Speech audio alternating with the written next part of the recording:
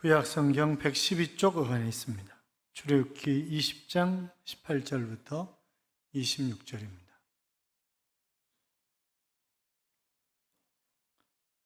찾으셨으면 아멘. 교독합니다. 제가 18절 있습니다. 뭇 백성이 우레와 번개와 나팔 소리와 산의 연기를 본지라 그들이 볼 때 떨며 멀리 서서 모세에게 이르되 당신이 우리에게 말씀하소서 우리가 들으리이다. 하나님이 우리에게 말씀하지 말게 하소서 우리가 죽을 겸. 모세가 백성에게 이르되 두려워하지 말라. 하나님이 임하시면 너희를 시험하고 너희로 경외하여 범죄하지 않게 하려 하심이니라. 백성은 멀리 서 있고 모세는 하나님이 계신 데 감으로 여호와께서 모세에게 이르시되 너는 이스라엘 자손에게 이같이 이르라. 내가 하늘로부터 너희에게 말하는 것을 너희 스스로 보았으니 너희는 나를 비겨서 너로나 금으로나 너희를 위하여 신상은 내게 토단을 쌓고 그 위에 내 양과 소로 내 번제와 화목제를 드리라. 내가 내 이름을 기념하게 하는 모든 곳에서 네게 임하여 복을 주리라. 내가 네게 돌로 제단을 쌓거든 다듬은 돌로 쌓지 말라. 내가 정으로 같이요 너는 층계로 내 제단을 오르지 말라. 내 하체가 그 위에서 드러날까 함이니라. 아멘. 같이 인사하겠습니다. 주의 이름으로 잘 될 것입니다. 더 잘 될 것입니다. 끝없이 잘 될 것입니다. 아멘. 예배 자리에 함께 하신 여러분, 하나님께서 이 한 주간도 여러분과 동행하심으로 잘되는 행복한 한 주간의 삶이 될 줄로 믿습니다. 조용호 씨가 쓴 당신이 알던 모든 경계가 사라진다라고 하는 그런 책이 있습니다. 빅블러 혁명에 관해서 기록하고 있는 그런 책인데, 이 빅블러 혁명이라고 하는 것은 이질적인 것들의 경계가 점점 사라진다고 하는 것입니다. 그 전에 우리 여행 다닐 때 카메라 가지고 다니면서 다 찍었잖아요. 그러면서 이것이 소니니 뭐 올림푸스니 뭐니 이러면서 얼마짜리니 이런 거 가지고 얘기를 하고 그랬다고요. 지금은 핸드폰 때문에 카메라 들고 다니는 사람 거의 없어요. 핸드폰이 더 잘 나와. 물론 전문가들은 카메라를 가지고 다닙니다만 요새는 또 카드도 잘 안 가지고 다니잖아요. 핸드폰에 넣어가지고 핸드폰으로 다 결제를 해. 그러니까 참 많이 뭐 그런 것들만이 아니에요.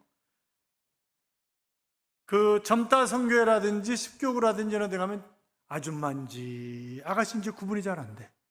구분이 안 됩니다.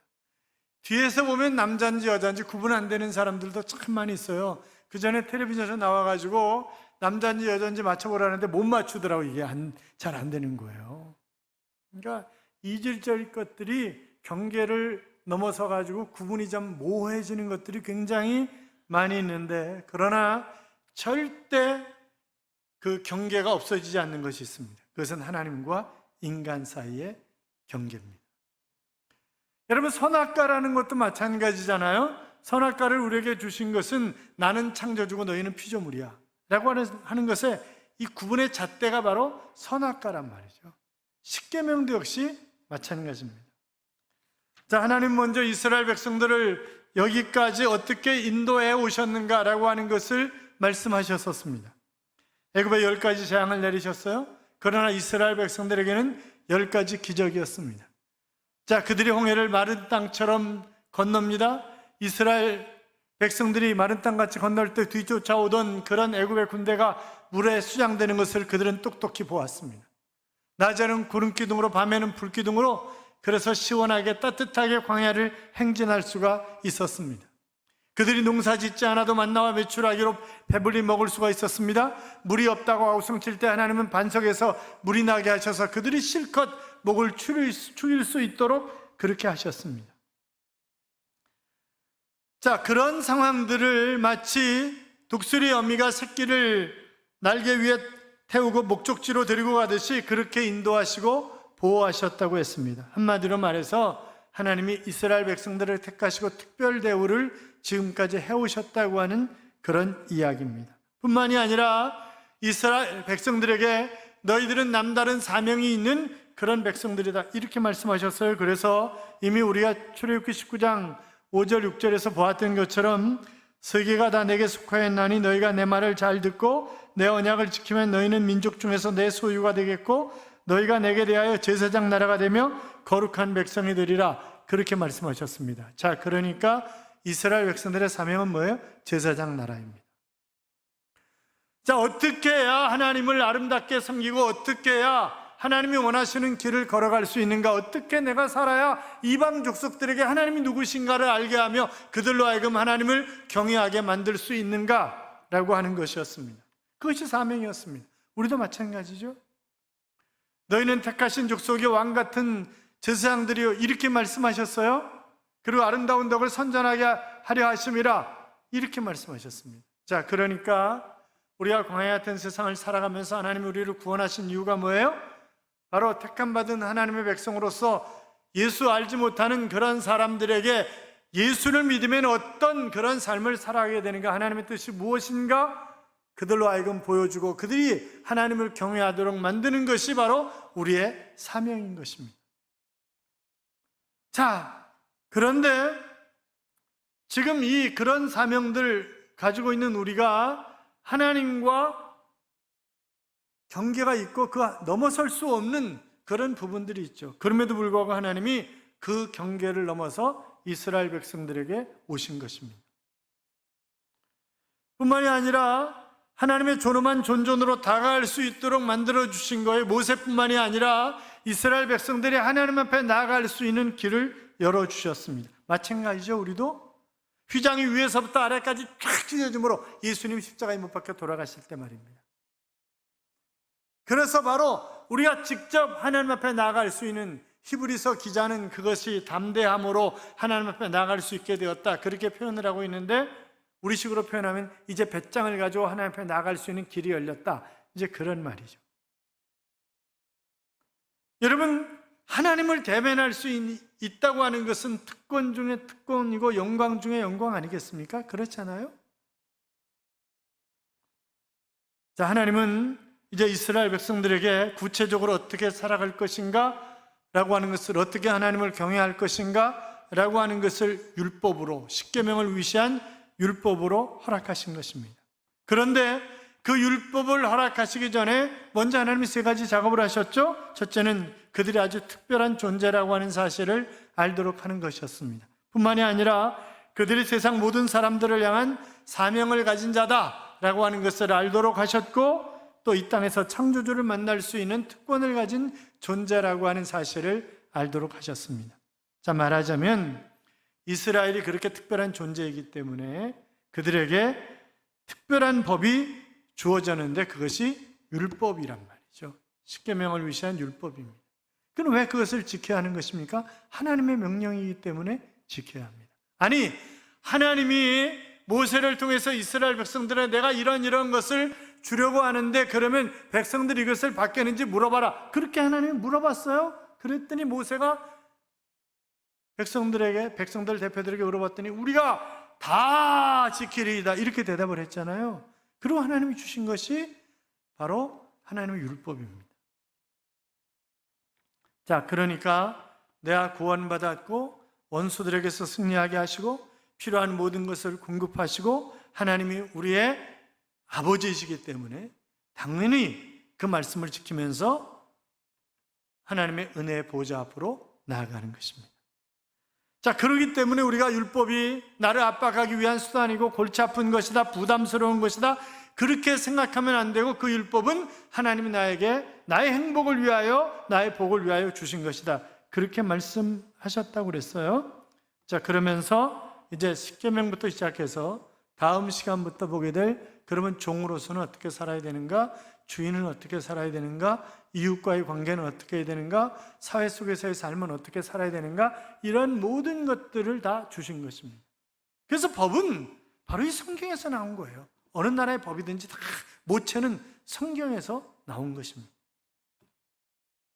자, 그런데 우리가 가만히 보면 이 율법이라는 것이 세 가지 측면에서 생각할 수 있어요. 첫째는 의식법이라고 하는 것입니다. 의식법은 주로 하나님께 대한 예배를 규정하는 것인데, 그러면 예배는 어떻게 드릴 것인가? 그러니까 그때식으로 얘기하면 제사는 어떻게 드릴 것인가? 그리고 하나님을 어떻게 경외할 것인가? 절기는 어떻게 지킬 것인가? 성전은 어떻게 세울 것인가, 결례는 어떻게 할 것인가, 그런 모든 의식들이 담겨져 있는 법이기 때문에 의식법이다, 그렇게 얘기를 합니다. 뿐만이 아니라 이것은 사회법이다, 그렇게 얘기할 수 있습니다. 물론 비단 이스라엘 민족에 국한된 것이기 때문에 모든 나라의 족속들이 다 지켜야 하는 것이다, 그렇게 얘기할 수는 없지만, 그러나 사회 속에서 어떻게 운영되어야 하는가라고 하는 모든 사회법을 명명하고 있습니다.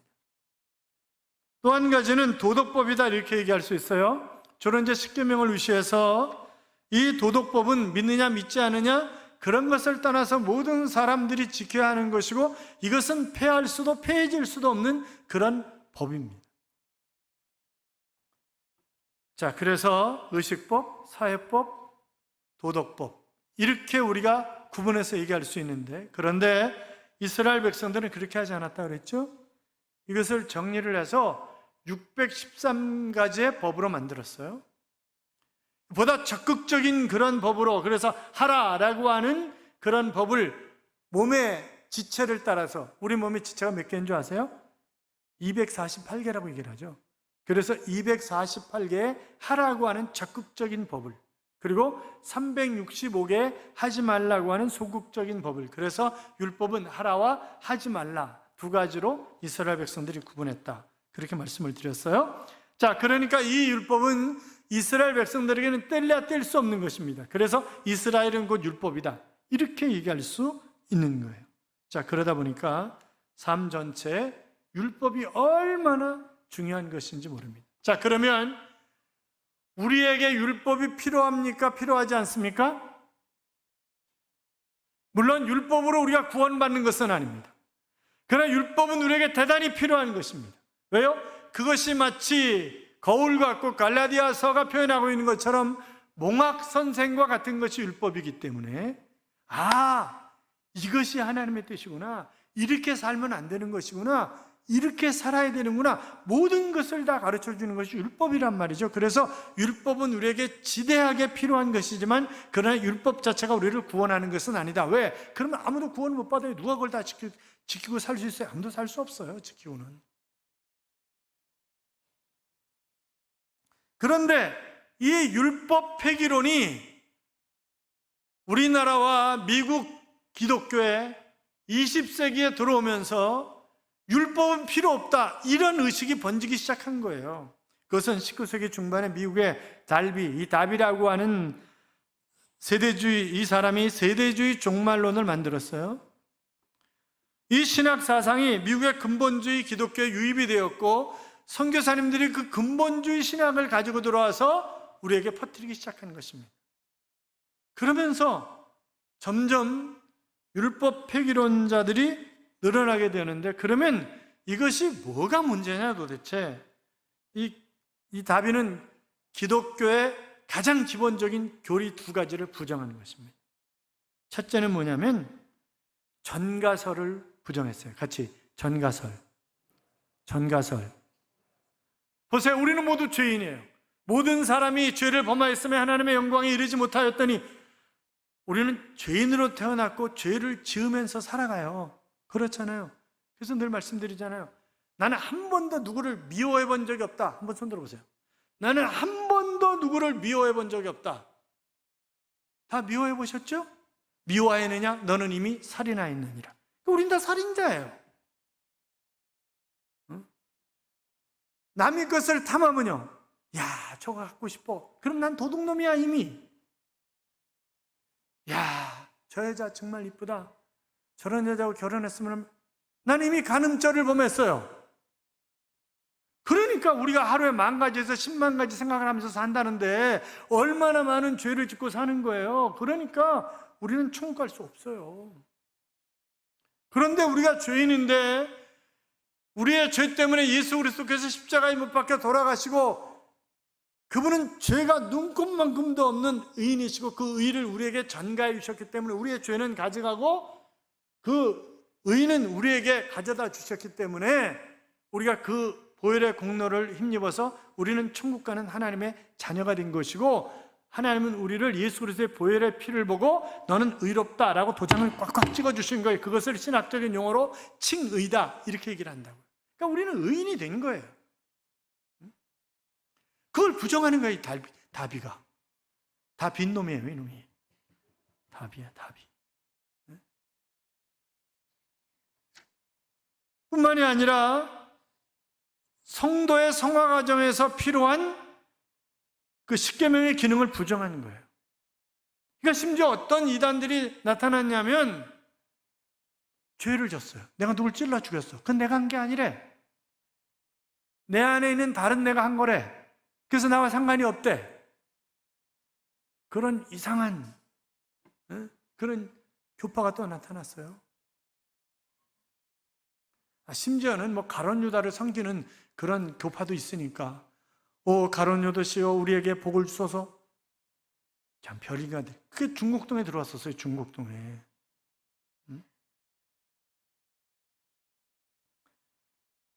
그러니까 이 다비라고 하는 사람이 아주 부정적인 영향을 끼친 거죠.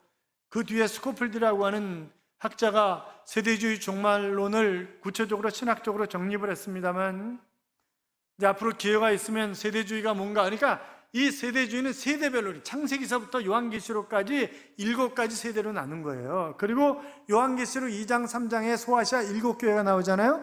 그러면 에서보드 사빌라 이 7교회를 세대별로 또 나누는 거예요. 그건 그 세대별이 아니지, 그 시대에 있었던 1세기 시대에 있었던 교회잖아요, 그게. 근데 그걸 세대별로 어떤 세대를 의미하는 것이다, 이렇게 나눈 거예요. 자, 지금 그걸 설명할 수는 없으니까. 자, 그러다 보니까 기독교 인구가, 예수 믿는 사람이 많이 늘어나도 윤리 도덕이 개선되지 않는다는 거예요. 왜?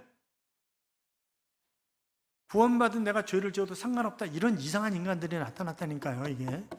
그래서 그러니까 이제 뭐 도덕적으로 윤리적으로 깨끗한 삶을 살지 못하니까 무슨 기독교냐 개독교지, 이러고 이상한 그런 말들이 생겨났잖아요. 자, 여러분, 율법이라고 하는 것은 하나님이 인간에게 요구하시는 하나님의 뜻이라고 하는 그런 의미입니다. 이 토라라고 하는, 율법이라고 하는 것이 하나님이 인간에게 요구하시는 길이라는 거예요. 그게.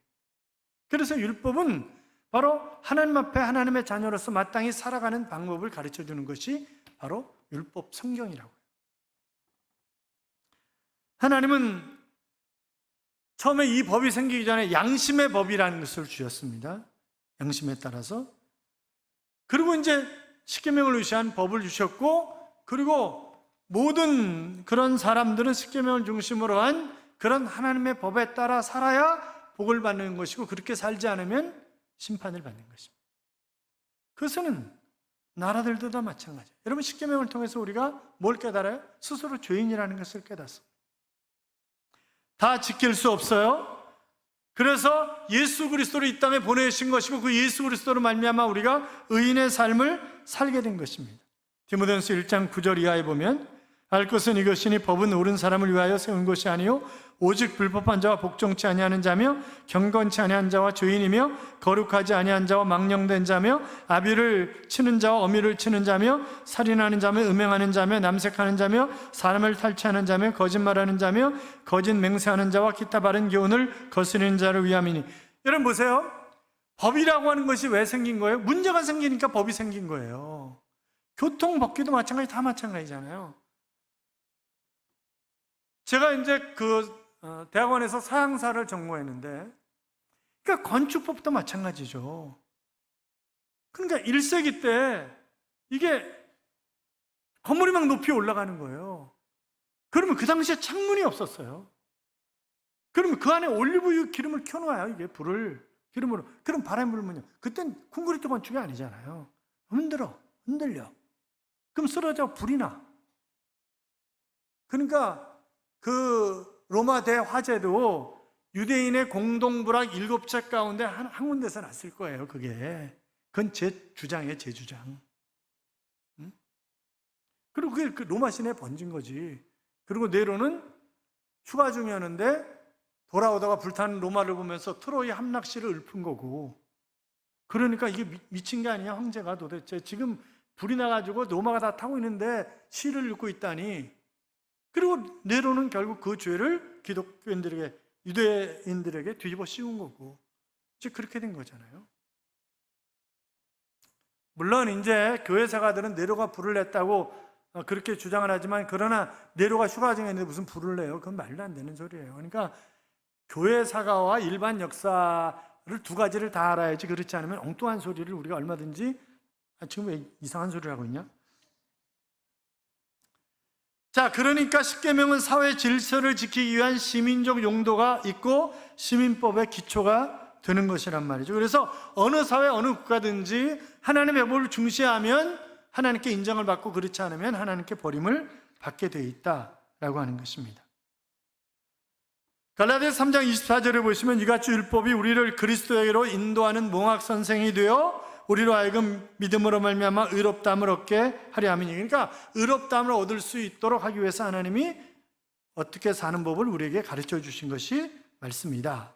그런데 오늘 본문은, 그러면 이 말씀을 주신 하나님이 이스라엘 백성들에게 어떻게 나타나느냐, 그럼 뭘 요구하시느냐 하는 그런 얘기를 하고 있어요. 18절 19절은 하나님은 번개와 천둥과 구름과 큰 나팔소리와 연기 속에 이스라엘 백성들을 찾아와서 말씀하셨다는 거니까, 십계명을 주실 때 영광 중에 나타나셨다는 거죠. 우리와 번개와 빽빽한 그런 구름이 산 위에 있고, 불 가운데서 하나님이 산 꼭대기에 임하실 때에 그 연기가 옹기점 연기같이 떠오르고 큰 나팔 소리가 나며 산이 진동하고 백성들이 두려워 떨었다는 거죠. 여러분, 지금까지 이스라엘 백성들을 위시한 그런 모든 이방 족속들이 신이 누구냐? 신은 벙어리다, 이렇게 생각을 해왔던 거예요. 신은 벙어리다. 그런데 하나님이 나타나서 말씀을 하시는데 산이 진동할 정도로 우렁찬 소리로 말씀을 하시는 거예요. 그러니까 이스라엘 백성들이 납작 엎드려가지고, 직접 말씀하지 마옵소서, 다른 자를 통해서 말씀하십시오. 우리가 죽겠나이다, 이러면서 엎드린 거잖아요. 우리가 죽을까 하나이다. 그러니까 그들이 하나님의 음성에 압도되어 버린 것입니다. 그래서 하나님의 하나님 되심을 가르쳐 주시기 위해서 하나님이 그렇게 나타나셨다, 그렇게 얘기할 수 있고, 또 20절 21절 이런 데 보면 하나님이 이스라엘 백성들을 시험하시려고, 그러니까 어떻게 하나님을 잘 섬길 수 있게 할 것인가 라고 하는 것을 가르쳐 주시기 위해서 하나님이 그렇게 하셨다, 그렇게 기록하고 있는 것을 우리가 볼 수 있습니다. 자, 그러니까 본인들이 십계명을 위시한 계명을 받고, 우리가 잘못 사는 거구나, 회개하고 이렇게 살면 안 되겠구나, 하나님을 바르게 경외해야 되겠구나, 그런 생각을 하도록. 여러분, 하나님이 없다고 기고만장하고 교만한 인간들이 얼마나 많아요? 그렇잖아요. 그러면서 하나님이 우상을 만들지 말라, 그렇게 말씀. 왜? 하나님은 형상이 없으시잖아요. 그냥 말씀으로만 하시는 거잖아요. 그러니까 은이나 금이나 이런 걸로 우상을 만들지 말라는 거예요. 왜? 저는 좀 이해가 안 되는 게, 십자가 금목걸이 걸고 오시는 분들 미안해요. 그래서 걸은 건 아닌데 어떤 분들은 그것이 부적이라고 생각하는 분들이 있어요. 그게 날 지켜준다, 천천만만의 얘기예요. 성경책 가지고 다니면 하나님 날 지켜줘요? 천천만만의 말씀이에요. 이거를 내가 말씀을 먹어서, 그렇다고 또 찢어가지고 성경을 먹는 게 아니라 말씀을 잘 먹어서 말씀이 내 안에 충만함으로 얼마나 그 말씀으로 승리하게 하시는 것이지, 그렇잖아요. 그 전에 교인들하고 성지순례 갔을 때 반모성 갔는데 막 반지를 사더라고. 그래서 사지 말았으면 좋겠는데 남 돈 가지고 사는 거 뭐라 그럴 수도 없고, 그런 거 지나가는 소리로 그런 거 왜 사요? 그러면 사지 말라는 얘기잖아요, 그거. 그렇잖아요. 왜냐면 거기에 알이 전부 다 신들이야, 신들. 그들이 믿는 신들이에요, 신들. 산 위에 올라가면 산을 지키는 신이 있어. 그런 신들을 전부 다 여기다 집어넣는 거예요. 그걸 왜 사서 끼고 다니냐고. 그렇잖아요. 우상을 만들지 말라는 거예요. 자, 믿음은, 하나님은 말씀하시는 하나님이세요. 믿음은, 하나님은 보이시는 하나님이 아니에요. 그래서 믿음은 어디서 나며? 들음에서 나며. 그렇잖아요. 믿음은 들음에서 나며. 그렇잖아요. 사랑하는 여러분, 우리가 정말 하나님의 말씀을 잘 들으려고 애를 써야 되는 거예요. 그러면서 또 뭐라고 말씀하시냐면 토단을 쌓으라는 거예요. 자, 하나님의 음성을 들었어요? 두려워요? 죽을까봐 두려워요? 이제 하나님 앞에 제사를 드려야 되겠어요? 그러니까 제물과 제사를 드려야 되겠다고 하는 마음이 충만했어요? 그러니까 하나님을 토단을 쌓으라는 거예요. 흙으로 제사를 드릴 단을 쌓으라는 거예요. 그러니까 지금 하나님 말씀하시는 건 뭐예요? 그렇게 좋은 걸로 그러려고 애쓸 필요 없다는 거예요. 뭐가 중요해요? 담겨있는 마음이, 믿음이 중요한 거지. 나중에 이제 여유가 되면 돌을 만들어요? 그러니까 너희가 돌로 단을 쌓는다 할지라도 정으로 그것을 조각하지 말라는 거예요. 그러니까 자기의 이름, 자기의 명예, 그래가지고 여러분 고대 도시들 유럽 이런 데 가봐요. 돌에다 조각을 얼마나 많이 해놨어요. 한 신전에도 그걸 해놨다니까요. 신전에도. 그러니까 그런 짓 하지 말라는 거예요. 그런 짓 뭐하라? 신령과 진정으로 예배를 드려야지. 그런 짓 해서는 안 된다. 그렇게 말씀하시는 거예요. 그리고 계단으로 오르지 말라. 그리고 하체가 보일까 하노라. 그러니까 그거는 중동 지역의 옷을 생각해 봐야 돼요. 중동 지역의 옷. 그 당시에 중동 지역의 옷은 그냥 통짜야, 하나. 더우니까 속옷 안 입어. 그럼 계단 올라가면 밑에 있는 사람이 위에 올라가는 사람 안이 보여. 그러니까 계단을 층계로 올라가지 마라. 하체가 보일까 하노라. 결국 뭐예요? 우리가 예배 드리러 올 때 새 옷 입고 와야 되는 건 아니고, 그러나 우리가 복장도 좀 신경을 써야 된다. 그렇잖아요, 복장도. 아니, 보일까 말까 이런 옷 입고 오면 안 된다. 그런 얘기 하는 거예요, 지금 이게. 그런 얘기 하는 거예요. 저는 지금까지 제가 많은 교회 가서 예배를 인도하고 그랬었는데, 가장 인상에 남는 그런 예배가 도미니카 가나안 교회에서 드렸던 예배예요. 거기는요, 도미니카는 웃기는 사람들이에요. 아무데나 가면 땅 줄쳐놓고 자기가 담 쌓으면 질 거야. 이게 90년대까지만 해도. 그리고 이 사람들이 문명률이 너무 높으니까 무슨 기호 1번, 2번, 3번, 4번 이런 게 아니에요. 빨간 당, 파란 당, 노랑 당 이런 당이야, 당이. 뭐 국민의힘, 더불어민주당 뭐 이런 게 아니라 그냥 빨간 당, 노랑 당, 파란 당 이런 당이더라고. 그때 선거 때였어요. 그래서 교회에서 돈 가져가지고 담 전부 쳐줬어요, 교회. 담 다 쳐주고 저녁에 집회하는데 얼마나 떨었는지 몰라요. 왜냐하면 전기가 잘 안 들어오니까. 40kg짜리 가스통, 여러분 보통 집에서 쓰는 거 20kg짜리예요? 큰 거 40kg짜리 가스통에다가 위에다가 파이프 꽂아가지고 불 붙여놓고 불 켜는 거예요. 저 강대상 의자에 앉아 달달달달 떨고 있는 거예요. 저게 언제 폭발할까 이래가지고. 근데 그게 폭발 안 한다네. 그게 폭발 안 한대요. 그 사람들은 아무렇지도 않게 그러고 예배 드리는 거예요. 저는 빨리 끝났으면 좋겠는데 박수 치면서 들고 뛰고 찬양을 하는데 2시간을 하는 거예요. 그러니까 예배를 기본 3-4시간 드리는 거예요.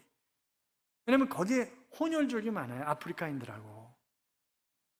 그러니까 얘네들이 얼마나 뜨겁게, 그러니까 3-4시간 예배를 드리는 거죠. 그러니까 하나님 보실 때는 얼마나 이쁘겠어요. 그렇게 박수 치고 준비하고 이래가지고 예배를 드리는 거니까 저는 달달달달 떨고 있고. 어떻게 설교했는지도 몰라요, 그때. 사랑하는 여러분, 요한복음 4장 23절에 보면 아버지께 참되게 예배하는 자들은 영과 진리로 예배할 때가 오나니 곧 이때라 아버지께서는 자기에게 이렇게 예배하는 자들을 찾으시느니라. 그러니까 예배당이 크냐 적으냐, 내가 어떤 옷을 입었느냐 안 입었느냐 그런 게 중요한 게 아니라 내가 정말 마음을 다해서 하나님 앞에 예배를 드리느냐 아니냐, 그게 중요하다. 이제 그런 거죠. 그러니까 우리가 기도할 때도 마찬가지잖아요. 지난주 금요일 날, 그러니까 금요 기도 때 하나님이 이렇게 치료하시는 분들이 많아요. 지난 금요일 날도 한 분이, 권사님이 한 분이 들어오시면서 목사님 저 좀 기도해 주세요. 피가 멈추질 않는다는 거예요. 그런데 본인이 내가 가서 기도받으면 피가 멈추겠다 이런 생각이 드는 거죠. 온 거예요. 그래서 기도를 했어요. 그걸로 끝났어요. 기분이 또 별로 안 좋으시구나. 할렐루야. 하나님은 놀라우신 하나님입니다. 그것을 누가 기도해 줬다고 해서 멈춘 게 아니에요. 본인의 믿음 때문에 하나님 멈추게 하신 거예요. 본인의 믿음 때문에. 그러니까 본인의 믿음이 중요한 거예요. 본인의 믿음이. 그러니까 하나님 앞에 예배를 드리는데 어디서 예배를 드렸냐? 물론 그것이 필요 없는 건 아니지만, 왜냐하면 하나님이 하나님의 전에서 만나시고 용서하시고 사명을 주시고 그러기 때문에 하나님의 전이 굉장히 중요하지만, 더 중요한 것은 내가 마음이 어떻게 준비되어 있느냐. 그것은 훨씬 더 중요하다. 사랑하는 여러분, 예배는 내 삶의 기초입니다. 첫 단추를 잘못 끼우면 다 잘못되는 거예요. 그러니까 하루 일과를 시작하면서도 마찬가지. 그러니까 우리의 삶이 예배가 되어야 됩니다. 삶이 예배가. 예배의 성공자로 살아 하나님의 기쁨이 되시기를 주님의 이름으로 축원합니다. 축원합니다. 이런 찬양이 있죠. 하늘의 문을 여소서, 이곳을 주목하소서. 주를 향한 노래가 꺼지지 않으니 하늘을 열고 보소서. 이곳에 임재하소서. 주님을 기다립니다. 기도의 향기가 하늘에 닿으니 주여 임재하여 주소서. 이곳에 오셔서 이곳에 앉으소서. 이곳에서 드리는 예배를 받으소서. 주님의 이름이, 주님만이, 오직 주의 이름만이 이곳에 있습니다 라고 하는 그런 찬양입니다. 사랑하는 여러분, 주님이 이 자리에 임재해 계신 줄로 믿습니다. 우리는 주님과 더불어 그 주님 앞에 예배를 드리는 거예요. 예배의 성공자로 살아가시기 바랍니다.